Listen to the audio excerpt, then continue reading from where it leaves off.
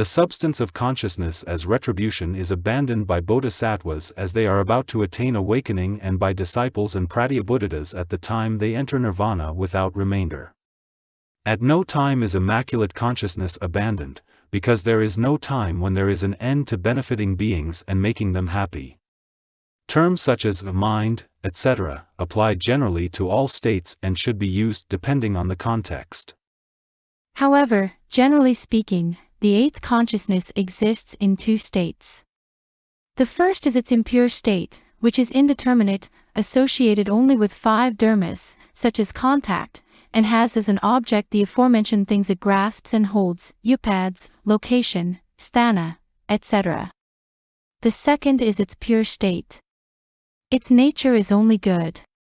It is associated with 21 mental activities, 5 universal activities, 5 activities with special objects, and 11 good activities. This is because the universal activities are always associated with all minds, and, regarding activities with special objects, it is always associated with desire, because it desires to experience and know what is perceived, resolve, because it always ascertains an object that is being contemplated, memory, because it always clearly records what has been previously experienced, samadhi, because the world-honored ones are never without unified minds, and discernment, because it always clearly discerns all dharmas. It is associated with 11 good mental activities because pure consciousness is always associated with pure faith, etc., because it is lacking in impurity, and because it is undistracted and unmoved. It is also associated with the feeling of indifference, because it spontaneously evolves evenly at all times. It has as its object all the dharmas, because perfect mirror knowledge universally has all dharmas as its object. 21. Proof of the existence of the eighth consciousness. How do we know that apart from visual consciousness, etc., the eighth consciousness has a separate, independent substance? Through holy teaching and proper reasoning. It says in the Mahayana Abhidharma Sutra, from beginningless time, there has existed an element, dhatu, that is the support of all dharmas, etc. From it come all the paths of existence and the attainment of nirvana. First explanation. The eighth consciousness is very subtle by nature and is manifested only through its activity. The first half of the above passage shows that the eighth consciousness functions as cause and condition. The second half shows it functioning as the support of flowing and evolving, in samsara, and returning, to nirvana, and cessation. Element means cause, that is, from beginningless time, the seed consciousness has evolved in a continuous series of causes and effects, producing all the dharmas spontaneously, and for that reason it is called a cause. The word support means condition. As the maintaining consciousness, it has been the support of all dharmas since beginningless time, and for this reason it is their condition. That is, it is a support because it maintains the seeds, it is the support of actual, active dharmas, and it transforms into them. Transforms into them means that it transforms into a world receptacle and a body provided with organs. Is their support means that it acts as a support for the other evolving consciousnesses. That is, it holds and maintains the 5 material organs, and therefore the 5 kinds of consciousness, visual, etc., evolve supported by it. And, because it is the support of manas, the 6th consciousness, manas consciousness also evolves supported by it.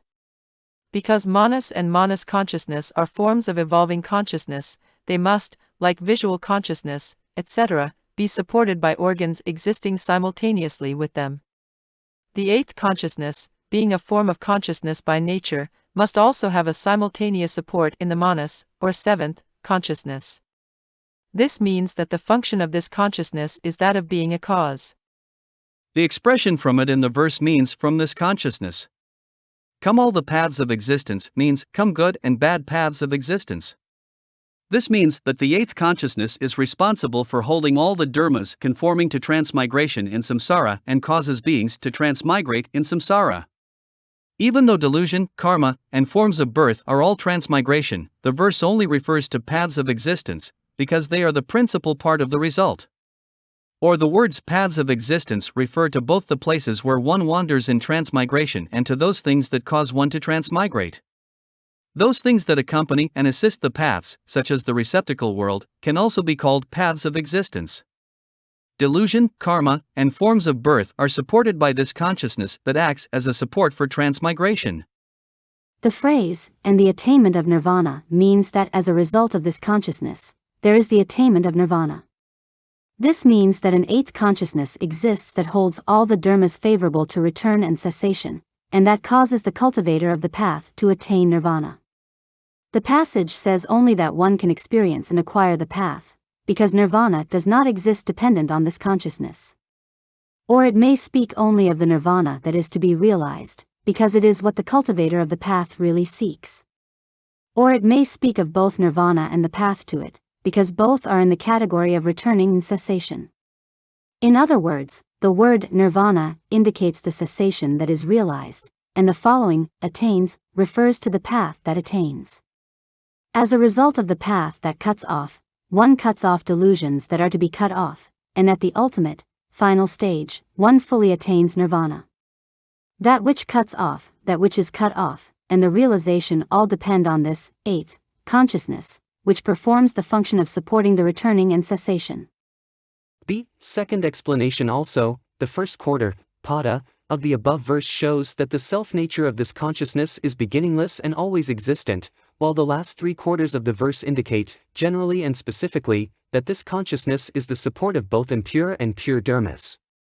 Impure dharmas means the truths of suffering and the origination of suffering, the 4 noble truths, i.e., the paths of existence and that which leads one into the paths, or, alternately, birth, and karma and delusion. Pure dharmas means the truth of cessation and the path to cessation, i.e., that which is realized and that which realizes, or nirvana and the path to it. Both dharmas exist in dependence on this consciousness, because it makes no sense to think that they are supported by the other, 7, evolving consciousnesses. See, third explanation. The first quarter of the verse indicates the substance of this consciousness as being beginningless and continuous, while the last 3 quarters of the verse indicate that it is the support of the 3 natures, tattvaabhisama. These are the dependent on others, paratantrasvabhava, the falsely imagined, parakalpadasvabdava, and the perfected, paranispanasvabgva, in that order. Now nothing mentioned in this verse can be found apart from the eighth consciousness. The Abhidharma Sutra says, the consciousness that contains all the seeds is called Alaya, because it embraces and stores all dharmas. I have revealed it to the superior ones. That is, since this fundamental consciousness contains the seeds, it embraces and stores all impure dharmas. The name Alaya comes from this. It is not like the superior nature of the Samkhyas, evolving into Mahat, etc., because the seeds are not identical with the substance of the result li.e, fundamental consciousness. The reason for this is that the support and that which is supported are born and perish together. It is also called Alaya because impure dharmas and it embrace and harbor each other, and sentient beings grasp it as a self. The hosts of bodhisattvas who have entered the path of insight and obtained actual contemplation of reality, tattvaabhisamaya, are called superior ones, in the verse. They have the ability to realize and comprehend the Alaya consciousness, and for that reason our world-honored one properly revealed it. On the other hand, all bodhisattvas are called superior ones. Even though prior to the path of insight they are unable to realize and comprehend the Alaya consciousness, they are still capable of believing in, understanding, and seeking the transmutation of the support, and the Buddha was also referring to them. Other evolving consciousnesses do not have this meaning. In the Samkhyas Sutra, the Buddha says, the Adana consciousness is deep and subtle, and all the seeds finite, resemble a flowing stream. I do not teach it to ordinary people or fools, fearing they will discriminate.